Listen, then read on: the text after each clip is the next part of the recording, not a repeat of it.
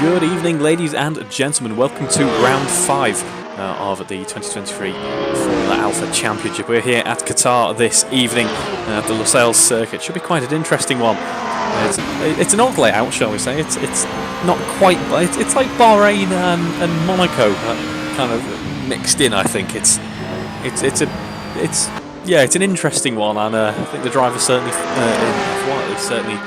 found it to be particularly interesting given the heat that they endured. We won't have to endure quite the same heat, but I imagine the drivers are still getting quite warm and worked out running along here in qualifying. It's just over 5 minutes to go in this session now, currently being led by Matt Daly, of course, a fantastic lap in 1 minute 30.325. In fact, throughout practice I was looking, and he has been leading the ways by quite some margin. Guy Swarbrick, actually, who was in this session before but did get kicked out, you may have saw. There was about a 5-second delta between Matt Daly and those running in the 36 to 37s, and there we are. We have Stephen Knight, Paul Milne in the 37s, and we have Alan Matthews and I believe that is Paul Brady. Yes, it is Paul Brady in to the 31s there. Guy Swarbrick is able to rejoin, luckily, so we'll see what he can do in just a moment. This will be one of the higher speed circuits that we visit.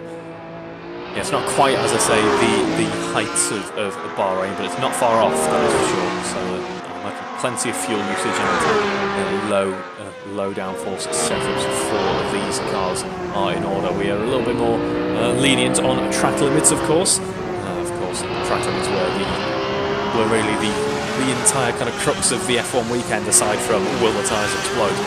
So I can confirm that those two small worries that they were having, we won't be struggling with at all this evening, which is good to see. Back onto the start-finish straight then for Steve Knight as he gets ready to complete another lap here. As a 1:36.7, but I believe it has been disallowed, which is a shame. It's going to be a nice improvement for him. Still is out there running and in his qualifying stint. As we see Guy Swarbrick exiting the pits there, should be able to get a couple of laps in himself, as we have a couple more drivers actually rejoining as well. That is Jack Hodson now coming across the line, get ready to start his fast lap. So we'll start on board with him as he does so.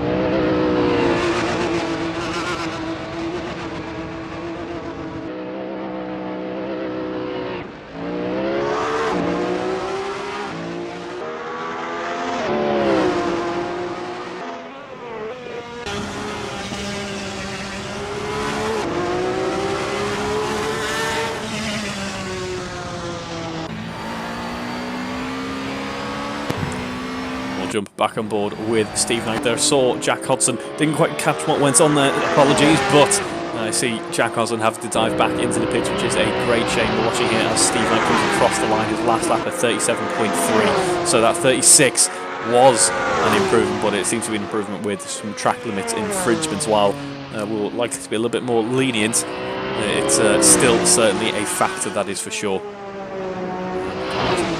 Watching like a hawk as they were later on in the race on a couple of Sundays ago now, where we saw cars getting 10 seconds worth of penalties in some cases for just how many track limits violations they were picking up.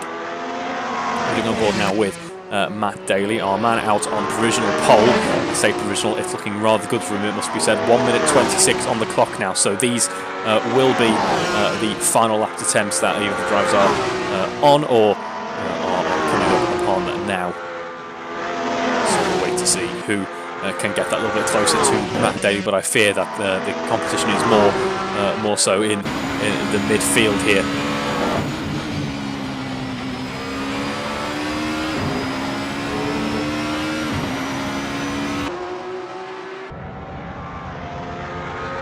watching Matt Daly cross the line now as he gets ready to start another fast lap, and into the 29s for Matt Daly. That was a blistering lap, losing out a little bit of time through the first sector, but a 30.1 through the second and a 25.8 through the third sector rather. That is blistering lap time from Matt Daly. Where has he found that pace? I worry for his fellow competitors there, because he's going to continue, I suspect, to set 29s later on into both races there. That is a spectacular lap from Matt Daly. We're currently about 10 laps in, just for an idea as to how long this circuit is. The back end stepping out there as he tries to push the car as hard as possible. That will put an end to this attempt. I'm not sure he's too worried though, to be honest, given just how electric that previous lap was. That's not what we want on Speed Trap at all.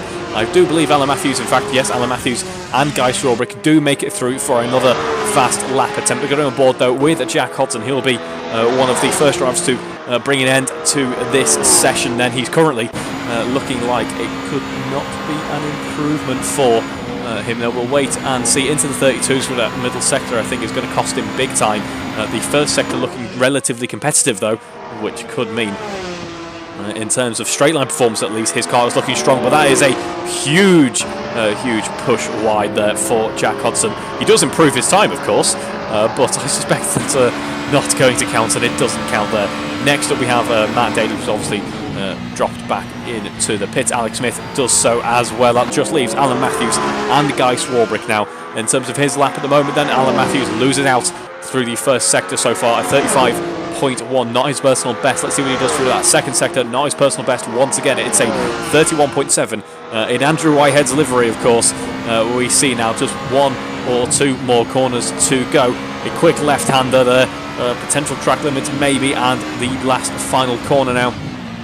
A 33.4 to beat for Alan Matthews as he gets back onto the loud pedal once again. It's not looking good. It's going to be a 33.6 predicted as he comes across the line, and no improvement there for Alan Matthews. Now Guy Strawbrick, he is one who could gain the most out of this session, and unfortunately for him isn't able to do so. Into the 1 minute 40s, he just wasn't quite able to get into the groove in this qualifying session with that truncated running that he had, and it's going to be a 44.5, so actually falling foul of the 107% rule there, but luckily we don't have that here in ARL.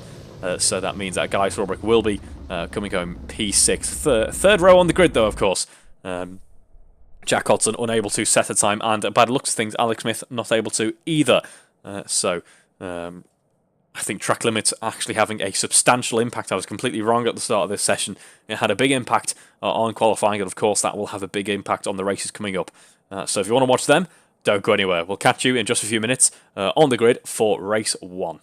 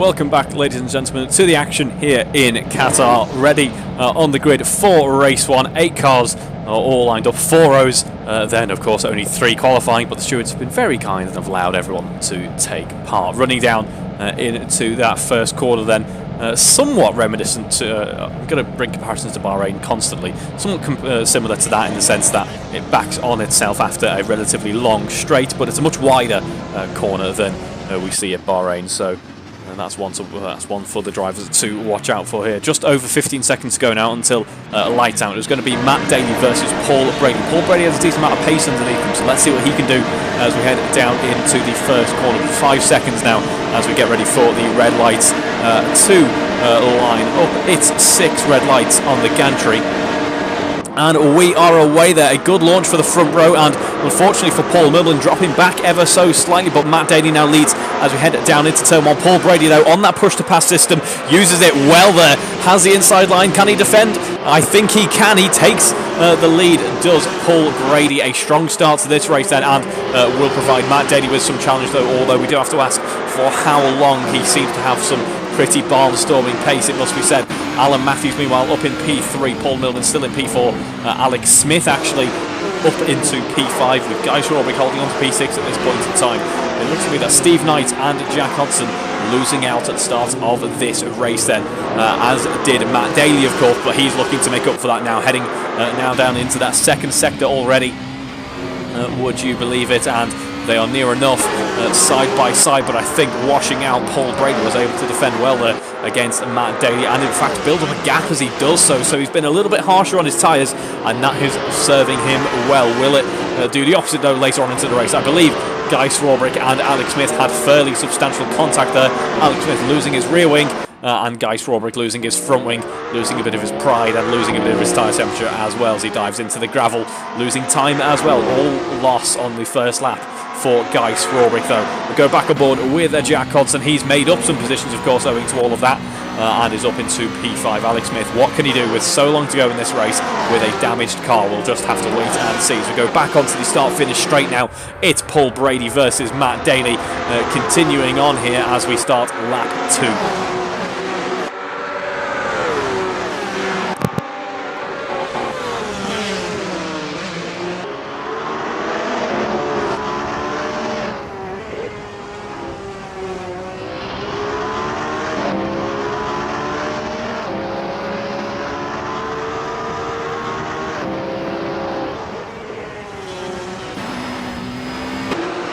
Lunge up the inside there, late braking move. That was very brave actually.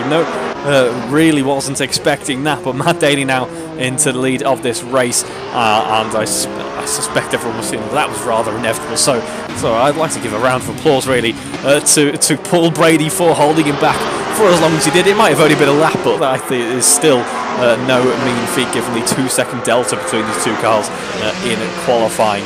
I think Paul Brady's going to try and push on as much as he can in an attempt to try and catch up. Let's see if he can do so. I want to give a mention to Alan Matthews here. He's having a good race. He's keeping up with those two front runners, slowing each other down, of course, with all their battling, and is able to break away from the rest of the pack, but still being able to shout for the podium here. So a good start to the race for him. I believe Jack Hodson and Alex Smith, was it? No, it was Paul Millman and Steve Knight having a bit of a coming together by the looks of things. Well, actually, not quite sure. It's plenty of chaos here at Qatar as we get back down onto that start-finish straight. And here we could try and work out a bit of a difference in the setups of the cars. Both drivers on the push-to-pass system this time, which kind of cancels things out. But we're looking to see how that delta between the cars down the start-finish straight changes as we get onto the throttle, because a track like this, top speed, can be really sensitive to how much wing you are carrying. But there's plenty of high-speed corners as well where that extra bit of downforce could make all of the difference, especially later on in terms of looking after your tyres. I suspect the likes of Matt Daly and Paul Brady have got that setup fairly dialed in by now. And the car is looking a little bit twitchy, a little bit on edge, as we saw in qualifying. Of course, his second ultimate fast lap attempt coming to a premature end owing to the same issue at the same corner, in fact.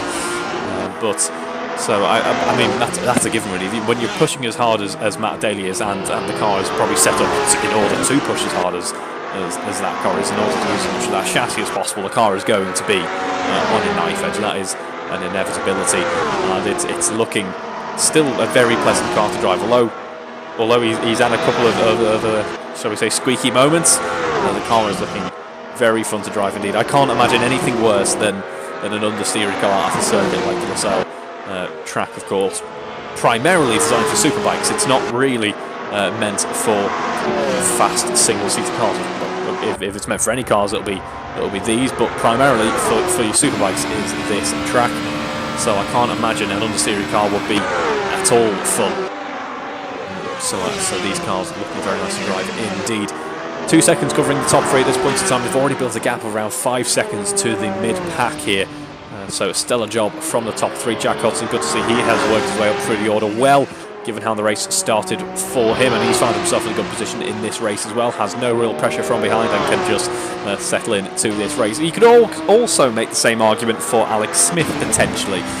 It's of course a great shame that he's got this damage on his car now, because I suspect he had a bit more pace underneath him and that car's not looking too nice to drive. See a little bit of understeer creeping in, but at the same time he's quicker than the cars behind and he's not quite catching up to Jack Hodson, so it should just be a case of, yes, he'll have to focus on making sure that the car stays on the tarmac with its slightly damaged handling, shall we say, but at least that's all he really has to focus on at this point in time. As we get later on into the race, I imagine a bit of fatigue is going to creep in, both the tyres and the driver, so we'll see how that changes things. But at this point in time, it's now a chance for the drivers to try and settle into a bit of a groove and try and maintain the pace and work on that racecraft a little bit. Not that they need to do much of that. Some fantastic racecraft on display in this field so far. As we're seeing now, we've gone on board with Paul Brady and he's caught back up a little bit to Matt Daly. Made about 0.5 of a second on this previous lap so far. Gets back onto that push-to-pass system as we head down the start-finish straight, and looks to be like he's potentially gaining a little bit of time on Matt Daly here. We'll just have to wait and see if that is the case. It's not actually. Matt Daly's car seems to be ever so slightly faster, or at least the same speed in a straight line. That is very impressive given the fact that, of course, Paul Brady is benefiting from a bit of a slipstream as well. So despite that despite the lower air resistance, despite what seems to be effective use of the push-to-pass system there, Matt Daly overall has that faster car in a straight line by the looks of things. So a bit of a formidable combination there. A car that seems to be really dialed into the circuit and a driver that's really dialed into both the car and the circuit. So I'm not surprised that the rest of the competition is struggling a little bit with the almighty force that is Matt Daly in this race.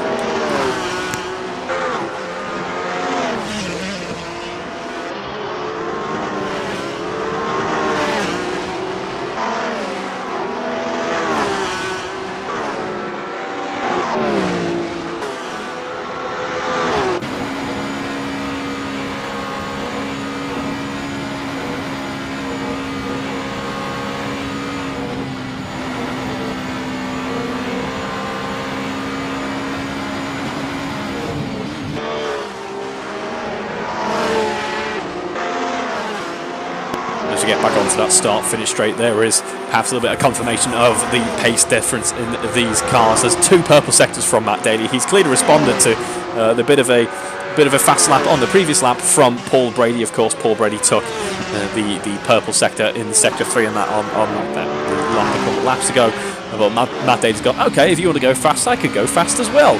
And there's just gone purple in sector 2 with a 30.4 and purple in sector 3 with a 26.1, which is absolutely stellar performance from Matt Daly on this lap. I don't want to sound like a complete sycophant, of course, but you've got to recognise greatness, really. It's a fantastic drive from Matt Daly so far this season. Speaking of how this season is looking, the Swarbrick.com Formula Alpha Championship, the standings for which, of course, you can have a look at yourself by going on to aroc2.emperorservers.com/championship. That is AROC2, so one word, AROC number 2, .emperorservers.com and then /championship.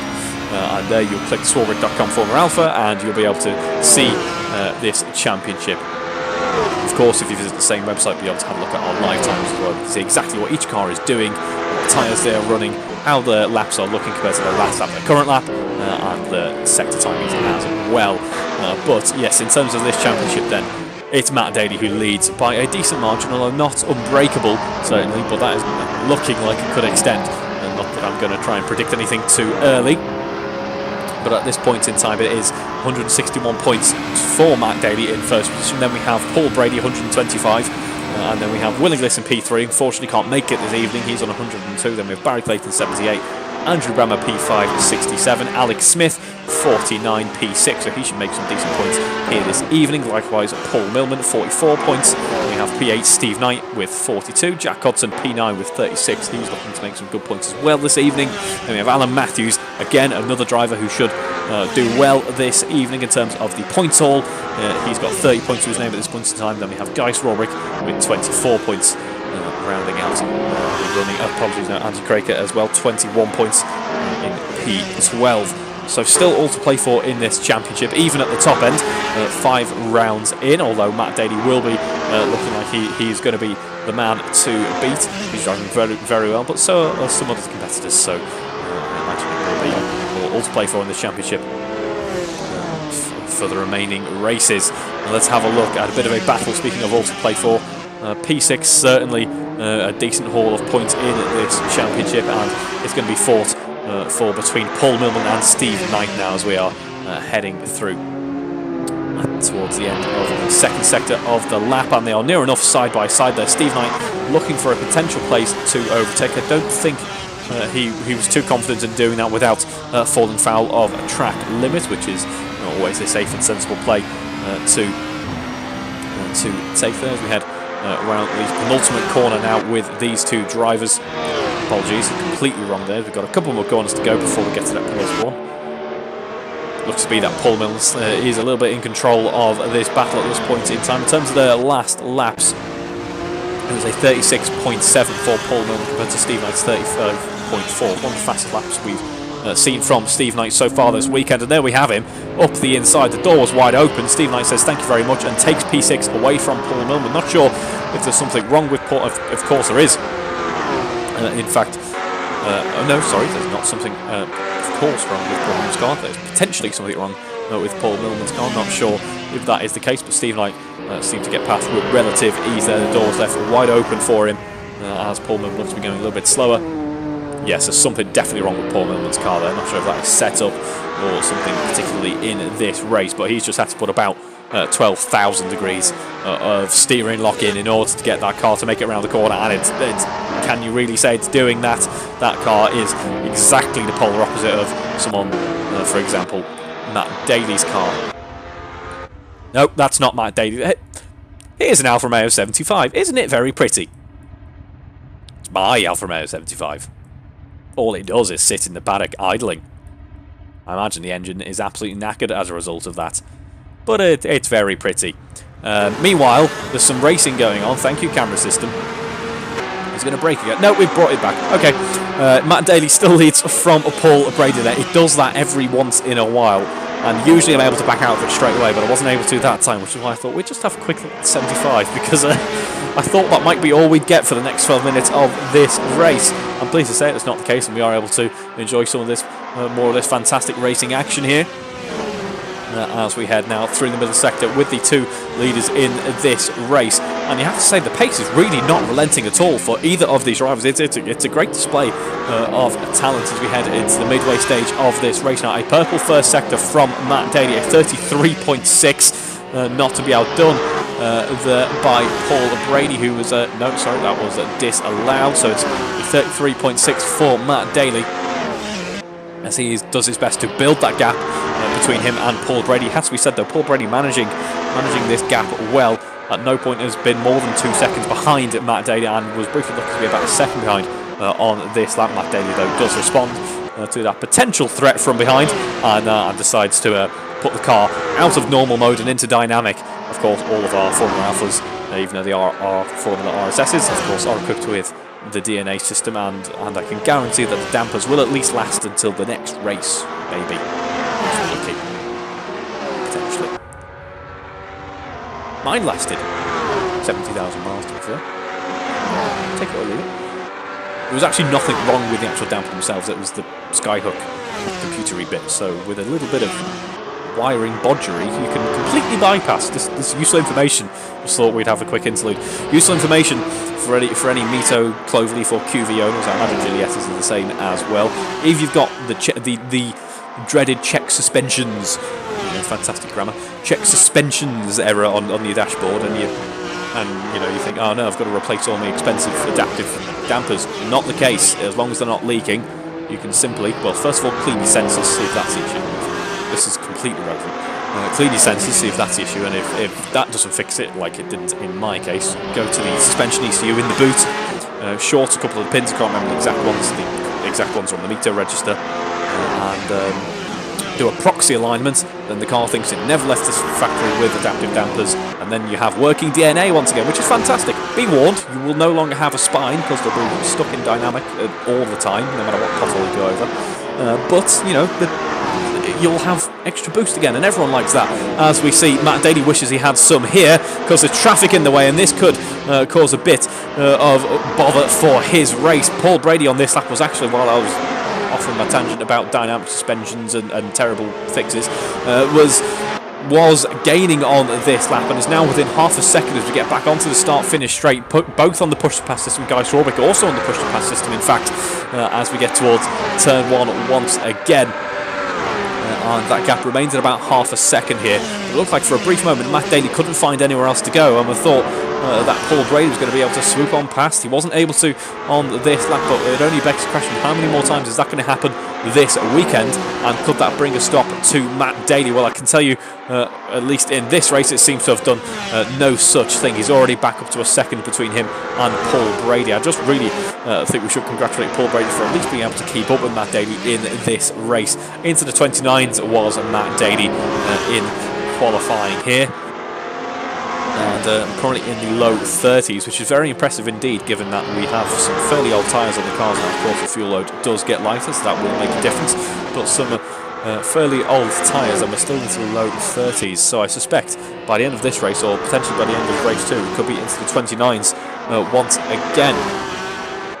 But yeah, so despite that fact, Paul Brady keeping up with this race leader, so very impressive indeed.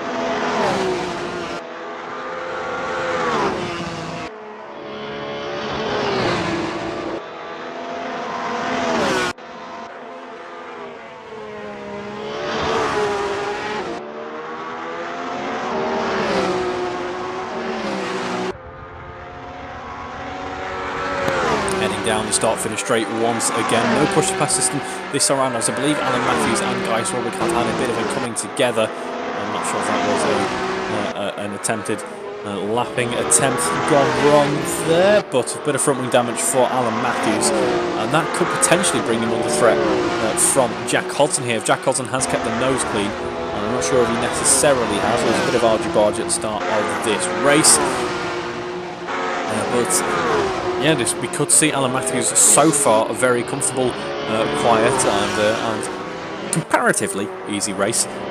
Potentially undone somewhat by Jack Cotton. In terms of their pace at the moment, it's a 34.1 on the previous lap for Jack Cotton, whereas Alan Matthews was 35.9s.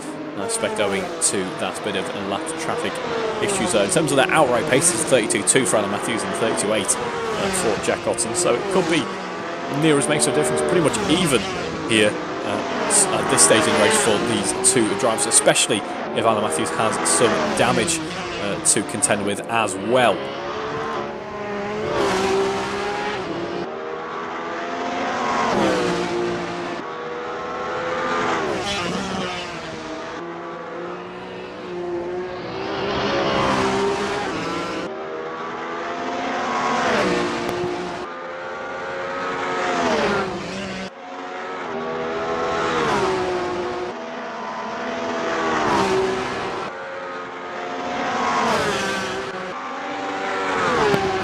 Down that start-finish straight once again with Matt Daly and Paul Brady. That gap has been consistently at most the two-second margin, which is certainly an impressive feat.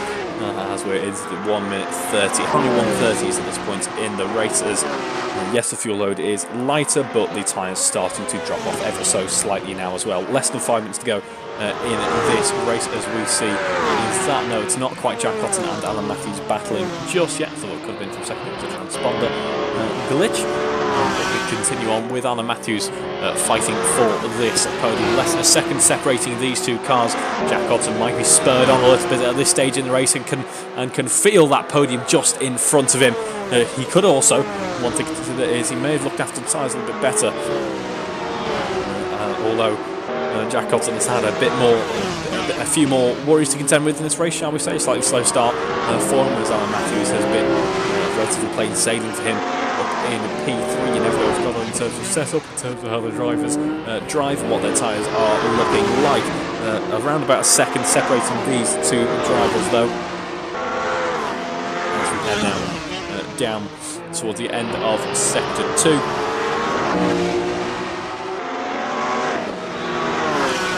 Sector 2 time actually. When it comes up to us, it's 31.6, so about half a second slower than the two front runners just from the sector alone. So that is a huge chunk of the time difference between these two sets of drives that we've got here this evening. Alan Matthews seems to be a little bit slower at the exit of that corner, and now Jack Cotton sees his potential chance. I think that the back end got a little bit upset through the final corner there, tries to carry a bit too much speed there, heads down the start-finish straight, has the slipstream and has the push-to-pass system as well. Will that be enough to catch up to Alan Matthews? I don't think it will be. I think Alan Matthews has a slightly faster car in a straight line, and that could be costing Jack Cotton big time as he heads down those long straights. All the hard work he's putting in through the corners is being completely unwound down the longer straights, where there's no real challenge that he can put up against Alan Matthews. It must be one of the most frustrating things from the cockpit of the car to know that you are quicker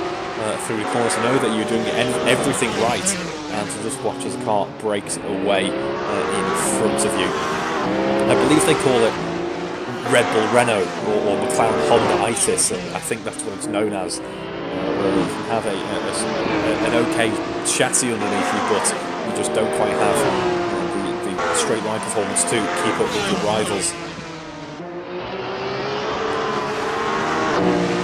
1.2 seconds between Jack Cotton and Alan Matthews. Just like what we're seeing between Matt Daly and Paul Brady, in fact.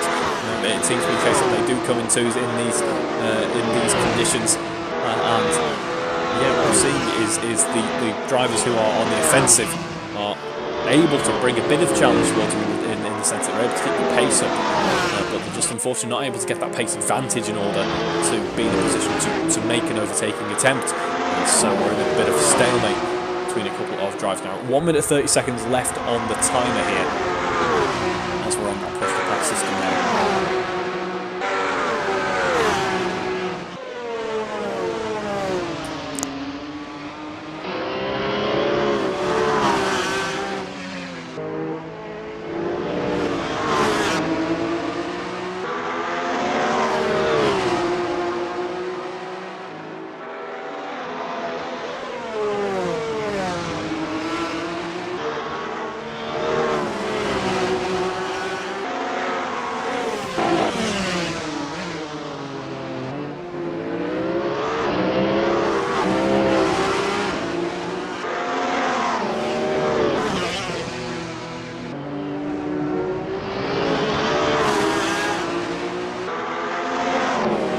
7 tenths separating both Matt Daly, Paul Brady and Alan Matthews and Jack Hodson now as we head through to the final parts of their respective laps. End of sector 2 for Alan Matthews and Jack Hodson, end of the lap for Matt Daly and Paul Brady, meaning this will be the penultimate lap now.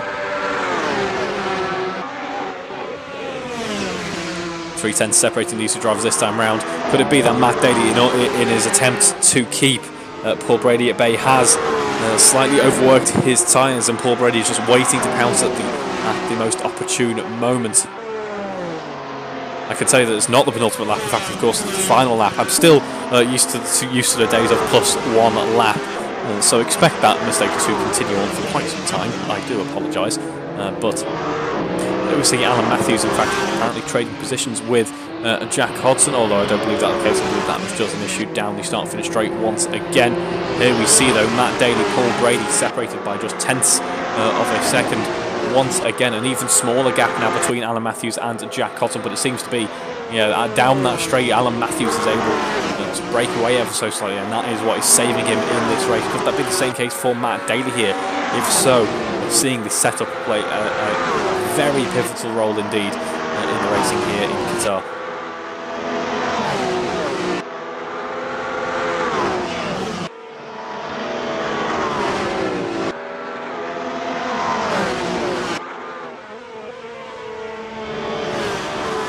Half a second now as we get back onto that start-finish straight. Paul Brady quick onto that push to pass this, and that draws him closer to Matt Daly, but Matt Daly crosses the line to take the race victory. Paul Brady very close behind, in fact the closest he's been all race, and that must hurt a little bit. Maybe he's thinking if there was just one more lap it could have been a P2. Unfortunately for him, it could have been a P1. Unfortunately for him, not to be. It's Matt Daly who takes the crown in this race as we go back on board with Alan Matthews and Jack Hodson. Can Jack Hodson emulate the same thing? He tries to go with a late lunge there, but can't make it stick. In fact, goes wide, goes too deep into the corner, and Alan Matthews crosses the line in P3 to round out the podium, and Jack Hodson comes home P4 there. So congratulations you two for, as I believe, yes, Matt Daly, Paul Brady actually smashing into each other, damaging the cars as they do some well-deserved victory donuts. Alex Smith comes home classified P5, Steve Knight comes home P6, Paul Milburn will be classified P7 I believe, and Gijs Robic classified P8. Great to see some victory donuts once again from the drivers here, but both, not quite photo finishes, but both sets of front runners there, so Matt Daly, Paul Brady, and then Alan Matthews and Jack Hodson are actually having relatively close finishes towards the end. Jack Hodson, unfortunately for him, his charge became potentially a little bit too late and too desperate for him as he goes too deep into the corner and had to back out of that one. And then for Paul Brady, it was very close indeed. It was going his way, but unfortunately that race end just came one lap too early, I fear, as we have some victory then to celebrate what was a close finish for some of these drivers here. So if that's anything to go by, race 2 with the reversed grid order for the top 7 should provide to be some very interesting racing indeed. So don't go anywhere over the next 2 minutes as we get ready for race 2, the reversed grid race here at Qatar.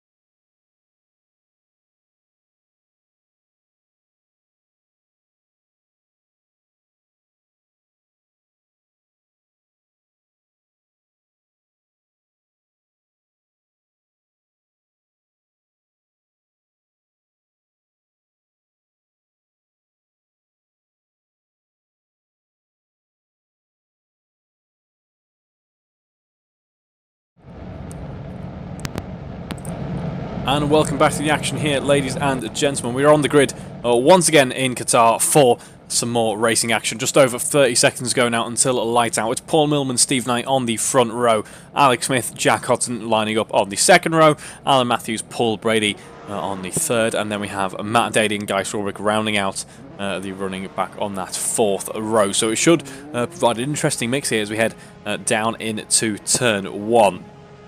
We saw a bit of competition brewing actually in the first race. Good launches for Paul Brady and Matt Daly as they headed into that first corner. Paul Brady winning out though with some smart use of that push-to-pass system. We had a few drivers a little bit slow off the line as well. So with a bit of practice under the belt now, with a race start, should we be good for some 8 cars all heading down to corner at once? We'll just have to wait and see though, as we have 6 red lights on the gantry. And we are away as we have Steve Knight slightly slow off the line there. That allows Jack Hodgson to come up alongside, as does Alex Smith and Paul Brady with another fantastic launch for Paul Brady. What is he doing that no one else seems to be able to do? As Paul Millman himself got a decent launch, but it's a battle of the Pauls. And up into first position already, all the way from 6th into first in one corner. Paul Brady, that is an almighty start to this reverse grid race. The top congratulations there for that one, sir. As Paul Millman now in P2, then we have Alex Smith in P3. Matt Daly did make up a few positions though, not to be outdone of course, up into P4 for him. Then we have Jack Hodson P5, Alan Matthews P6, Guy Strawbrick P7, and Steve Knight with that slow away getaway from P2 down in P8 unfortunately. So this is Paul Brady's time to shine now. As the rest of the pack gets embroiled with battling, he is able to break away and build a decent margin to try and keep Matt Daly behind. It's still Paul Millman in P2, so the battle of the Pauls not quite going on, as there has been contact between Alan Matthews and Matt Daly, I believe. Matt Daly losing some of his rear wing, Alan Matthews losing some of his front wing.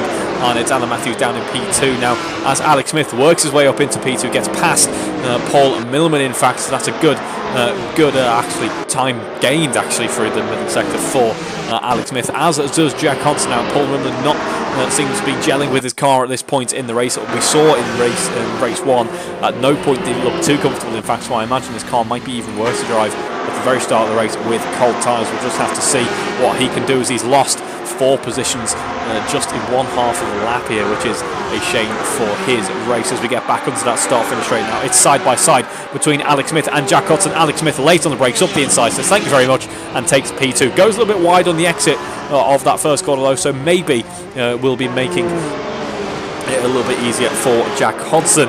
All this battling, much to Paul Brady's delight, I imagine, will be slowing Matt Daly down though. He can't really find his way, work his way past these two without a fight.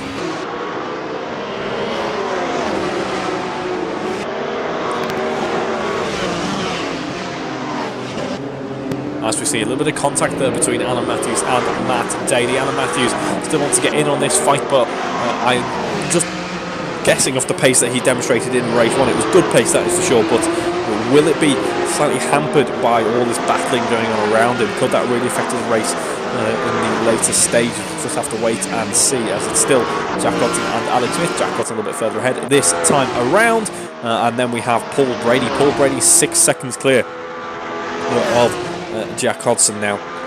That is a good position for him to be in. He needs to try and build that gap, I'd say, to at least, if he can, before Matt Daly gets up into P2, around about 10 seconds. Or he might be opting, he might be much smarter than me, which is probably very much the case. He might be thinking, tell you what, I'll look after the tyres here. I'll just match the pace of what the car's behind doing. And then I'll be able to manage my tyres really well. And then when Matt Daly does inevitably work his way up into P2, I can start pushing on later into the race and making it a little bit more difficult, make Matt Daly have fewer laps to get his overtake into P1 done. So that could be what he is thinking. If he's not thinking that, and then for some reason he's tuned into this delayed race stream, delayed of course by about 30 seconds, then yeah, there you go, Paul Brady. Welcome. I will throw out any kind of attempts at not being biased here if everyone would like to sign up for some really tailored race direction. Unlike me to be the pit engineer, the man in their ear as well. Not only while they're watching back, but while they're racing as well. I will offer my services for that if you want to completely annihilate your racing careers. as we go on board with Matt Daly. He's worked his way up into P3 now. Only Jack Hodson sits between him, well, Jack Hodson and about 7.5 seconds sits between him and Paul Brady, as Alan Matthews and Alex Smith have had a bit of contact actually. Alan Matthews in P5, Alex Smith in P4, so let's watch now the battles here as we see Alan Matthews up the inside for the next corner. Makes that, oh dear, they get very close indeed at those sort of speeds. I can see Alex Smith kind of shimmy to the left a little bit just to make sure there wasn't going to be a substantial accident there, which is good avoidance, and Alan Matthews is up into P4 ahead of Alex Smith now. Meanwhile, Alan Matthews is in P4, running rather well, it must be said.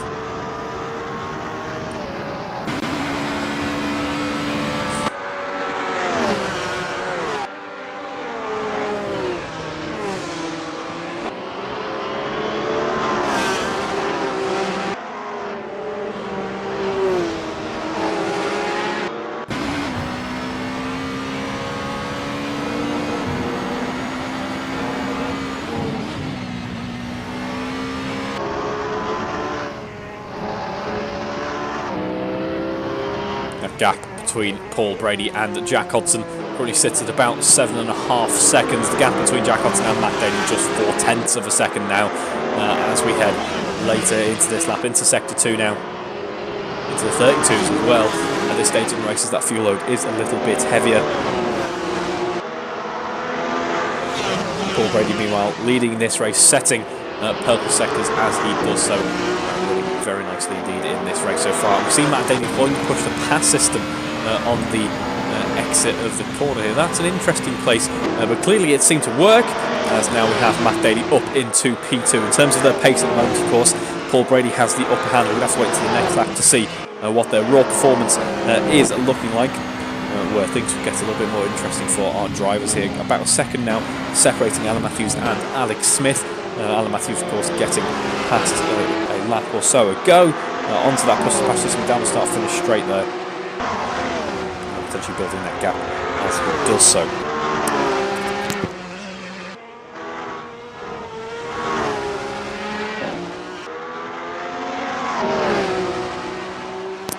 So with Matt Daly up into P2, it's time once again to have a quick look at the championship standings for the Swarbrick.com Formula Alpha Championship. After race 1, Matt Daly extends his championship lead now to 186 points to his name in P1. Then we have Paul Brady P2, 143. Will Inglis staying on the same number of points, of course. Then we have Barry Clayton, Andrew Brammer, Alex Smith in P6 with 59 points. Paul Millman P7 with 50 points. Steve Knight P8 with 50 points. Jack Hodson P9 with 48 points, so closing that gap up. Likewise, Alan Matthews P10 with 45 points, and then Guy Swarbrick jumping out slightly ahead of Andy Crager with 28 points to his name. You can already see we're not at the end of this lap yet, but the gap between Paul Brady and Matt Daly has closed up somewhat. It now stands at about 6.8 seconds, so a good strong drive here for Matt Daly as he begins to try and close up that gap. We'll see in just a moment what the proper numbers are on these games, but I can tell you so far Matt Daly has set 2 purple sectors in his course, only completed 2 sectors of this lap so far, so he clearly means business. That sector 1 a 31.4 compared to Paul Brady's 34.7. Sorry, apologies, 34.1 compared to Paul Brady's 34.7. Then we go to the second sector, a 30.4 compared to Paul Brady's 30.9. And then the third, a 25.9 compared to Paul Brady's 26.2. That means that on that previous lap, it was a 30.5 for Matt Daly, and then a 32 flat for Paul Brady.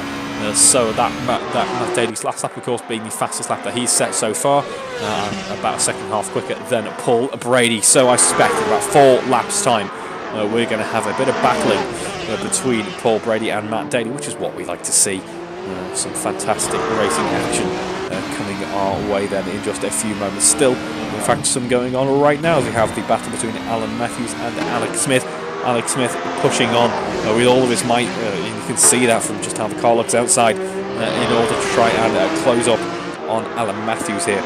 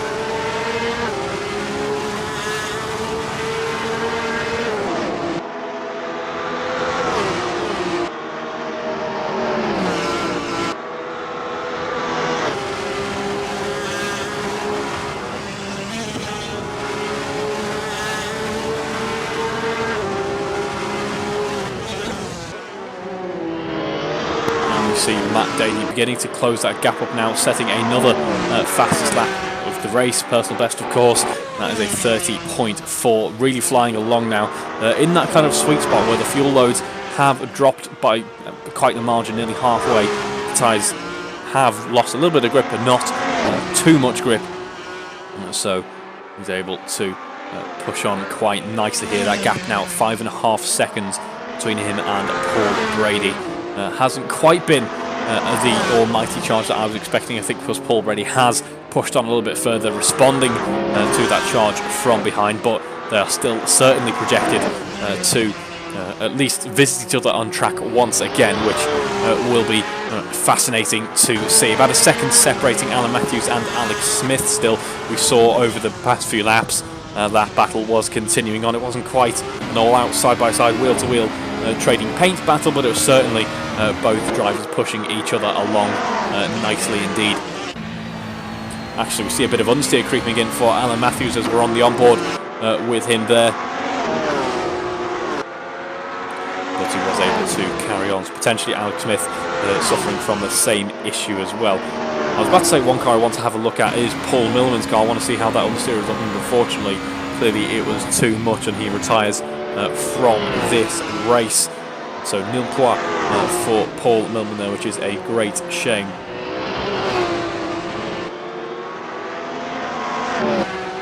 Now we see Matt Daly less than 5 seconds separating him and Paul Brady. That margin certainly closing down now at the halfway stage of this race. And as I say, I think a battle is in order.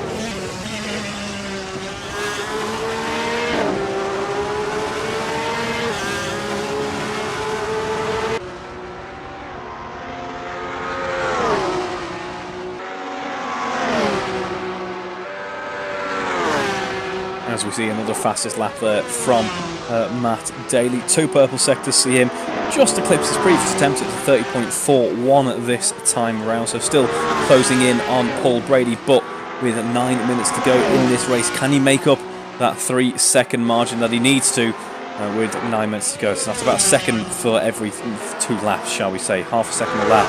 But currently, his delta is about 7 tenths a lap. But things we have to consider are that he could be using up his tyres at a relatively quick rate here.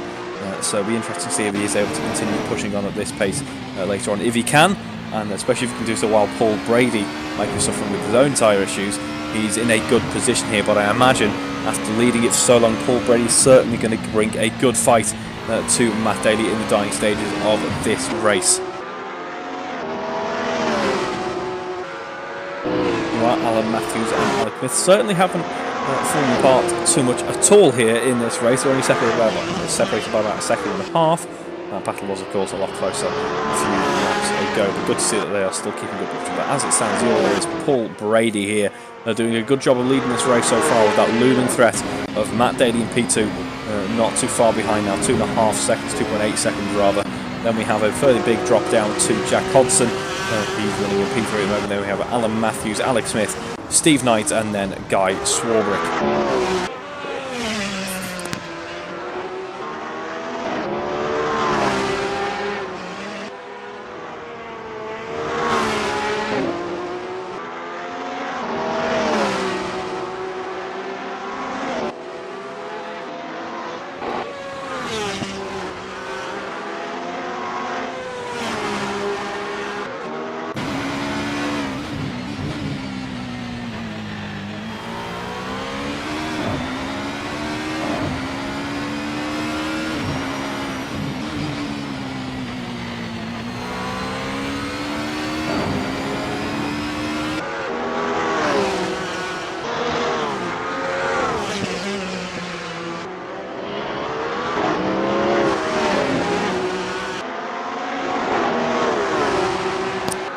Here we could see an interesting element of this battle brewing between Paul Brady and Matt Daly. Some lap traffic to contend with now. The first bit of lap traffic, actually. We saw Matt Daly was nearly completely undone by some lap traffic up in front of him, allowing Paul Brady to catch straight back up. There has been a big accident. He's been undone once again. Matt Daly and Guy Swarbrick having a big crash now. He builds up a slightly wider time gap once again. Now has no rear or front wing. It does. Matt Daly. Let's not forget about Guy Swarbrick as well. He has completely ruined his car, and that I can tell you. But Matt Daly, just when things starting to look potentially quite good for him, now carrying a lot of damage on his car and a much larger time delta as well of about 5 seconds this time around. That is not ideal for his hopes in this race. Can he make up more than a second a lap with damage and old tyres? We'll just have to wait and see. He's under 5 seconds once again, so he's really spurring on now. He's really spurred on, really pushing on, but certainly not what he needed at this stage in the race. I was just in the middle of saying lap traffic could certainly play a part in this, and unfortunately, one example of the commentator's curse falling true here. It looks to be Matt Daly's car seems to be pushing out a little bit wide now. I imagine just less mechanical grip owing to a potential lack of downforce and, of course, older tyres as well.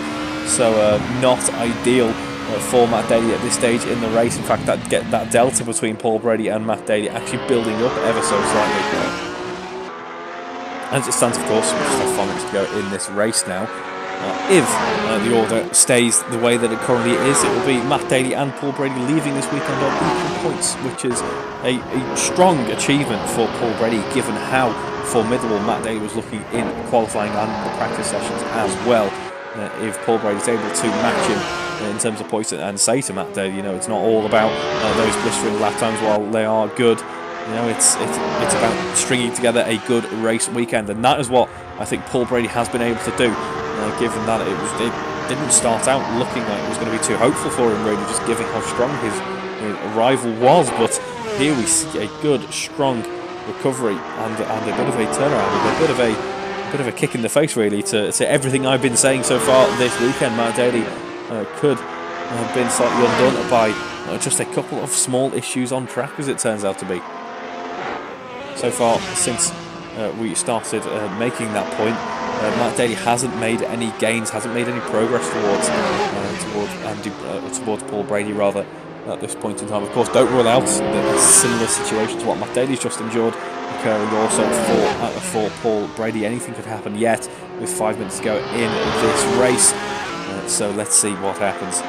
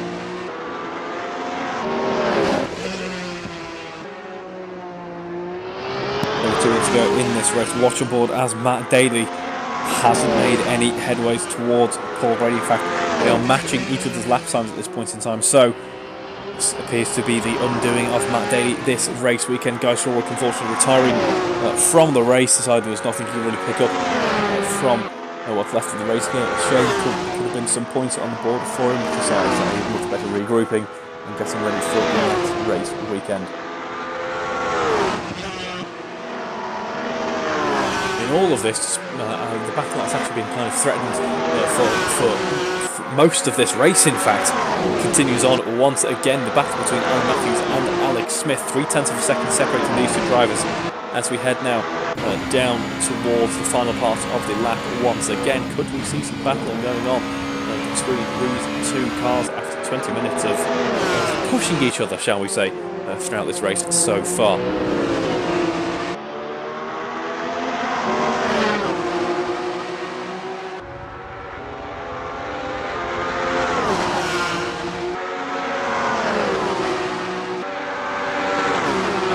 Then still remains in P4, not without some strong efforts from Alex Smith though, as Alex Smith has the inside line there, decides to take that slightly tighter line, loses some speed as a result, but has a left track to cover and not quite able to get past Alan Matthews just yet.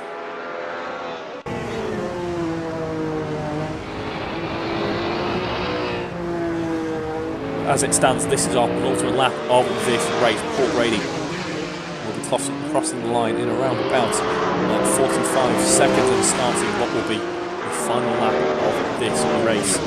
In that final lap, Matt Daly, if he can, would need to make 4 seconds, so that's really not impossible for him. And Smith is going to try everything he can in order to get past Alan Matthews here, and that might just be what he needed.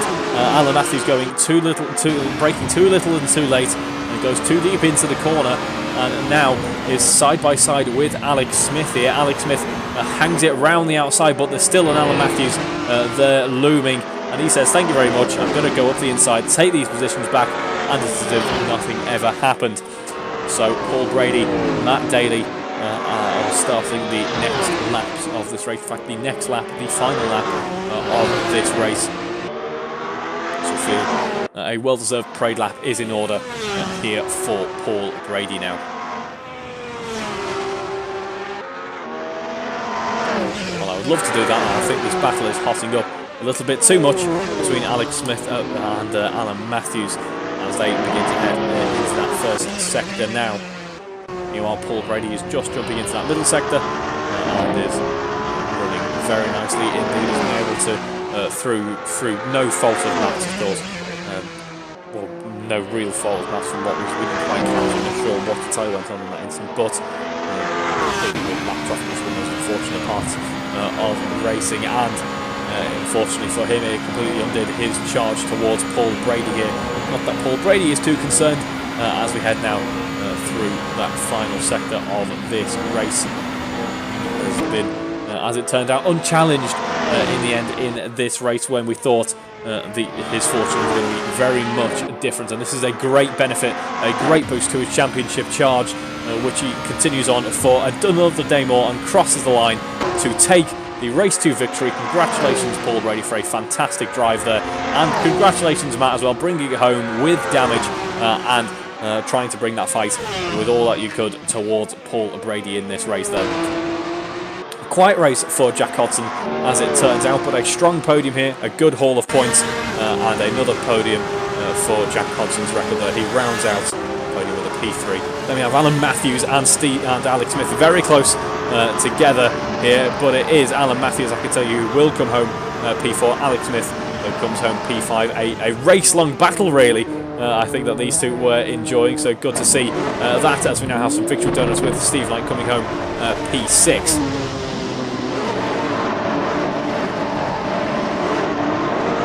Oh, big contact between Jack Hodson and Paul Brady there, as they were both enjoying some synchronised victory donuts. I'm so happy that you guys have listened to my Bob Geldof-like appeal to please get some more victory donuts back in order. We were barely having just a trickle of victory donuts at the start of this season, and now look, we can't avoid them. He's actually gone mining. He's a tunnel boring machine. Alan Matthews, a man of many talents, racing driver, and as it turns out, geological excavator and all-round architect of the earth, as it turns out to be. He's embedded into the ground, as is Matt Daly. Oh dear. He's gone Australia spec, and now he is the Dancing Queen. Oh, no, he's vanished. All I'm saying is, we're on board with him now. I'm very glad that I don't own a VR headset. As he decides to disconnect before he breaks another part of the space-time continuum. Strong idea there. And now we have Alex Smith and now just Matt Daly trying to bury their heads in the sand. So that is an odd end to this evening's racing. Thank you very much for watching. Hope you've enjoyed watching it as much as I've enjoyed commentating it, and we'll catch you next time around at the US GP, and of course next week for some more touring car action as well. So thank you very much for watching, and a good night.